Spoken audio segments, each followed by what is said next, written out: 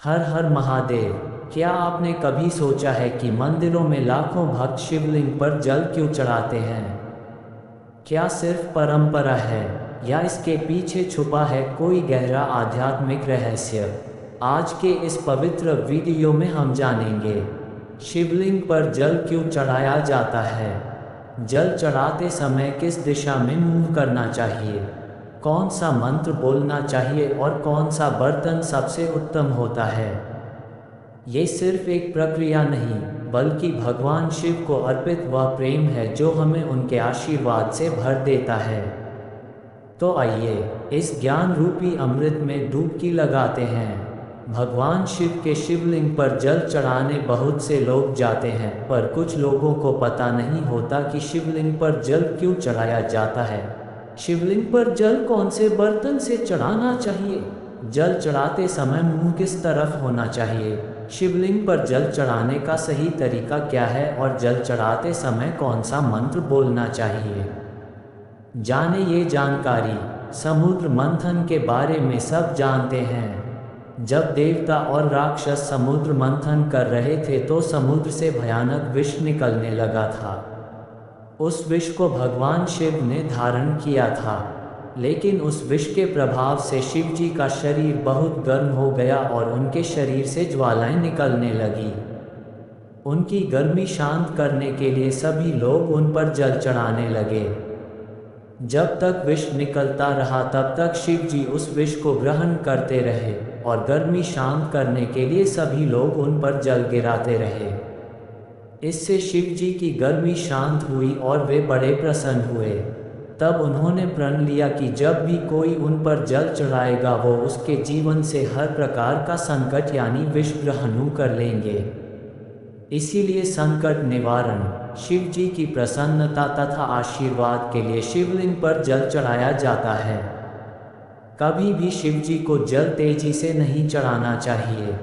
शास्त्रों में भी बताया गया है कि शिव जी को जलधारा अत्यंत प्रिय है। इसलिए जल चढ़ाते समय ध्यान रखें कि जल के पात्र से धार बनाते हुए धीरे से जल अर्पित करें। पतली जलधार शिवलिंग पर चढ़ाने से भगवान शिव की विशेष कृपा दृष्टि प्राप्त होती है। ये बहुत महत्वपूर्ण है कि शिव जी को जल अर्पण करते समय हमारा मुंह किस तरफ होना चाहिए। शिव जी को जल चढ़ाते समय हमारा मुंह उत्तर की तरफ होना चाहिए। जलहरी की दिशा मुंह हमेशा उत्तर की तरफ होती है, अतः हमें जलधारी के मुंह के दूसरी तरफ रहना चाहिए।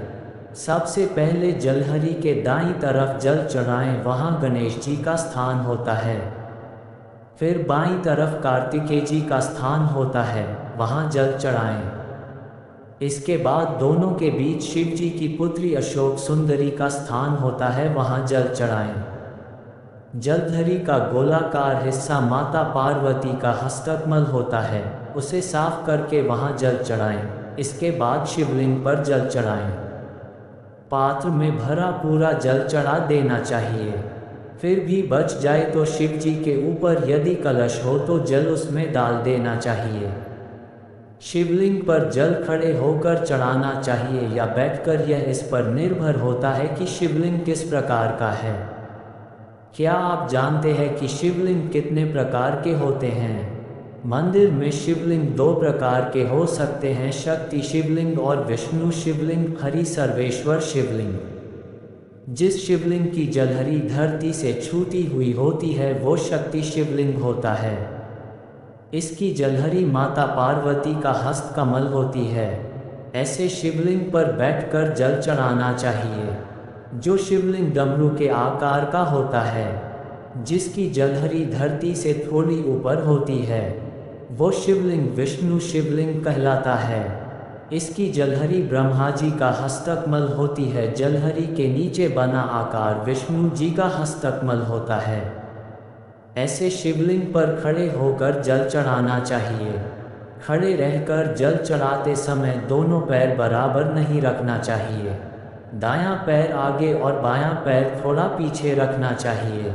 ये शंका लोगों के मन में होती है कि शिवलिंग पर जल चढ़ाने का लोटा कौन सी धातु का होना चाहिए। जिस पात्र से शिव जी को जल चढ़ाएं वह पत्र तांबे का या चांदी का होना चाहिए। तांबे का लोटा है तो इससे दूध नहीं चढ़ाना चाहिए। जल चढ़ाने के लिए स्टील के बर्तन का उपयोग नहीं करना चाहिए क्योंकि स्टील लोहे से बना होता है। शिव जी को जल अर्पित करते समय इस मंत्र का उच्चारण करना चाहिए।